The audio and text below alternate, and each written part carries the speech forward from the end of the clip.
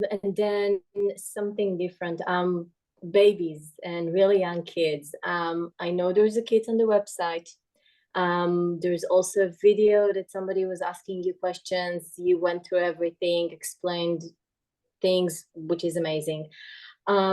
Here's my question though. Mhm. You talking about like a little bit of older kids, maybe around 7 or 8 or 9. What about babies?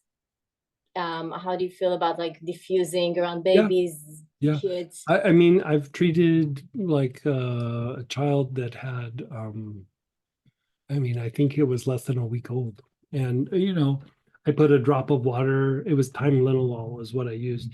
I put a drop of water and then mixed it up in a glass, and then we would just give the baby like a little spoonful at a time, so I wasn't Oh, giving, even internally. yeah, yeah, wasn't Okay. giving very big dosages, but sometimes the newborns or very young, they'll have jaundice or something like that. And I've knocked it out quite a few times with the Tylenol. And Yeah, so, and you actually mentioned that in the yeah. yeah.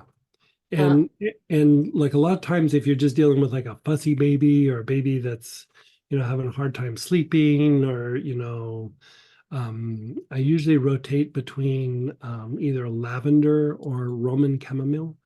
And yeah. you can put it on topically, but like with lotion, don't like with a baby, I don't put anything on neat. But however, you can cover a lot of ground on a baby because they're so tiny, but rub it in their arms and legs first, and then their chest and abdomen.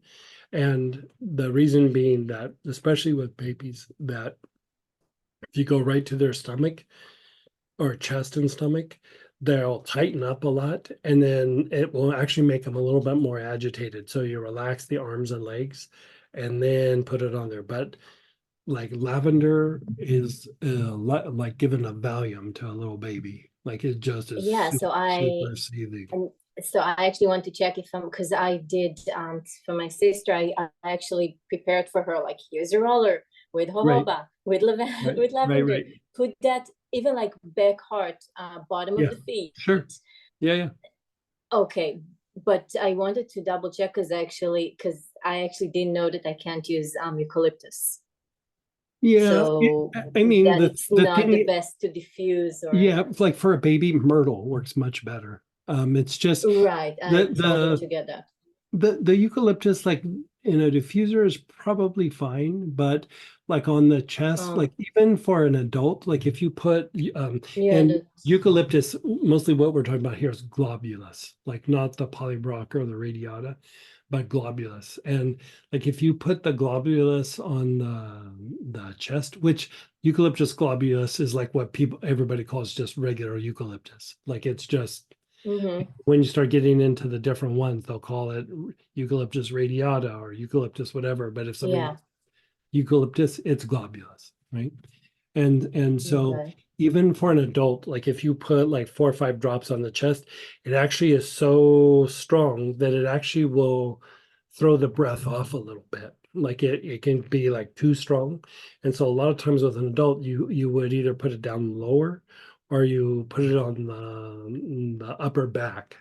And that would actually be how you help that person. And so there's a lot of medical aromatherapists that will say, don't use eucalyptus globulus on somebody who has asthma, for example.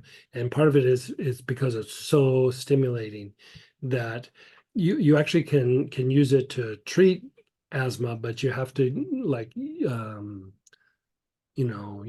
it like either lower down or on the sides or even like over here where the back is the best place, the upper back. And you get the benefit without it being overwhelming. And so with Yeah. a little one like peppermint, like things that are really stimulating for a baby, they're too stimulating. And so like Even if yeah.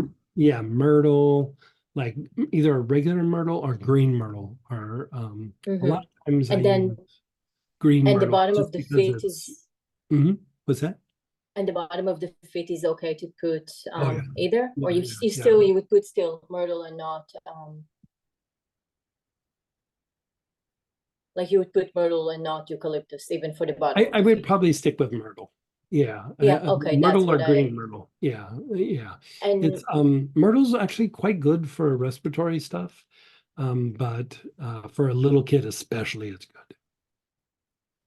and Yeah. for overall immunity, like Yeah, the oh yeah. baby gets sick Yeah, often, yeah. same idea? Yeah. Yeah, so baby gets sick, myrtle.